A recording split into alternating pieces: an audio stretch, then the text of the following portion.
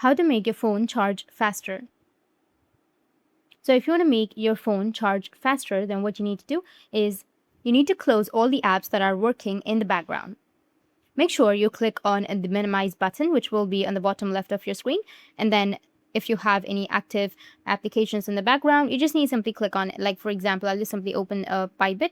And then if you go with the minimize option, which will be on the left side, as you can see that this is running in the background. You need to just simply go and clear that. Or you can also just simply go with cleaner, which will be in the top left, and then go and remove all of the cache. Now there will be 60% chance that it's going to charge more faster.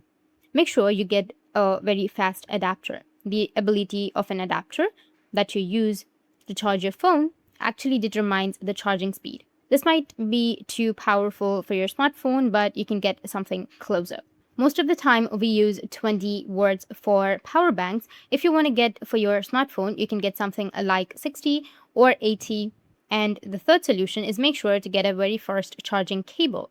And lastly, when you're charging your phone, it is recommended that you switch off your internet connection. And if possible, you can turn off your smartphone as well. If you find the insights helpful, hit the subscribe button. Thanks for watching.